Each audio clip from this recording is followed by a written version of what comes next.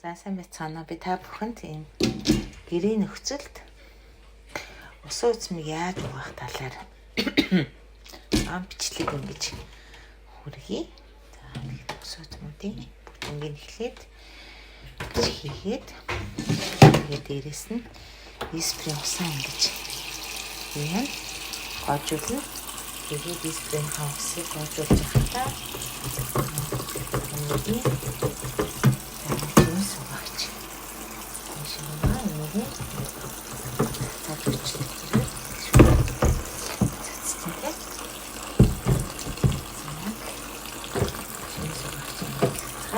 хөөсрөж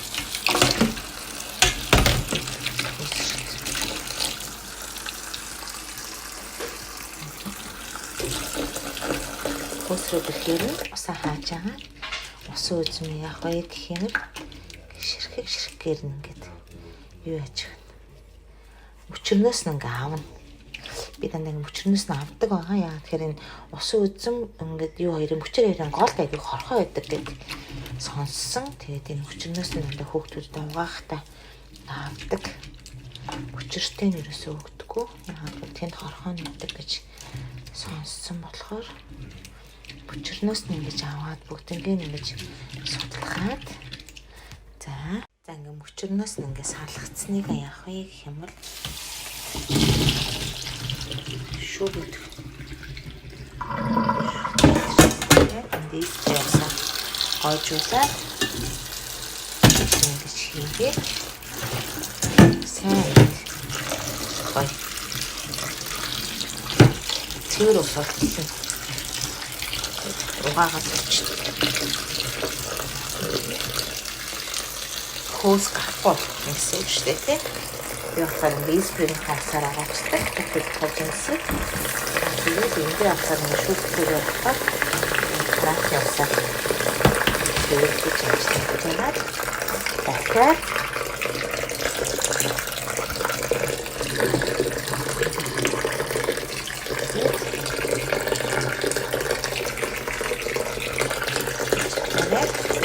хасыг хааж байгаа.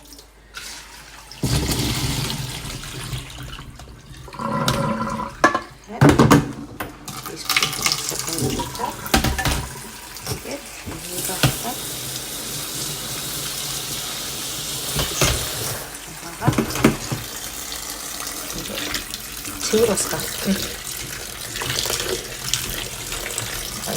Ингэж спрей хасаа бүгд хажимсыг угаажуулдаг байгаа.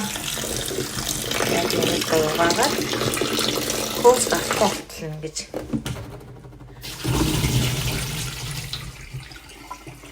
шүүгээд угаагаад цэвэрлэдэг байгаа шүү. За дахиад залж. За тэгээ болно доо.